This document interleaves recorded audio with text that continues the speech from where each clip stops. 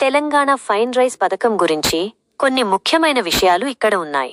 ప్రారంభం. తెలంగాణ ముఖ్యమంత్రి ఏ. రేవంత్ రెడ్డి 2025 మార్చి 30న ఈ పథకాన్ని ప్రారంభించారు. ఏప్రిల్ 1, 2025 నుండి రాష్ట్రవ్యాప్తంగా పంపిణీ ప్రారంభమైంది. లక్ష్యం: రాష్ట్రంలోని పేద ప్రజలకు ఆహార భద్రతను మెరుగుపరచడం, వారికి నాణ్యమైన బియ్యం అందించడం. ప్రయోజనాలు: ప్రతి వ్యక్తికి నెలకు 6 కిలోల సన్న బియ్యం ఉచితంగా పంపిణీ చేయబడుతుంది. ఈ పథకం ద్వారా 3.10 కోట్ల మందికి పైగా ప్రజలకు ప్రయోజనం చేకూరనుంది. ఈ పథకం వలన ప్రజలు తినేందుకు ఇష్టపడే అధిక నాణ్యత కలిగిన బియ్యం అందించడం ద్వారా ప్రభుత్వ లక్ష్యం సాధించబడుతుంది. అమలు: పబ్లిక్ డిస్ట్రిబ్యూషన్ సిస్టమ్ (PDS) ద్వారా బియ్యం పంపిణీ చేయబడుతుంది.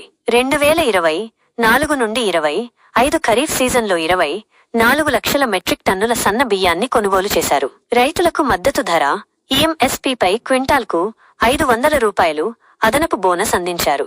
వివాదాలు: భాజపా నేత బండి సంజయ్ ఈ పథకంపై కొన్ని ఆరోపణలు చేశారు. కేంద్ర ప్రభుత్వం 1 కిలో బియ్యానికి 40 రూపాయలు నిధులు అందిస్తున్నట్లు ఆయనన్నారు. అలాగే అధిక నాణ్యత కలిగిన బియ్యాన్ని పంపిణీ చేయాలని రాష్ట్ర ప్రభుత్వాన్ని కోరారు.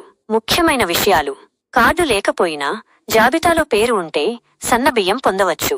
త్వరలో ఉప్పు, పప్పు, చింతపండు వంటి సరుకులను కూడా రేషన్ షాపుల ద్వారా పంపిణీ చేయాలని ప్రభుత్వం భావిస్తోంది.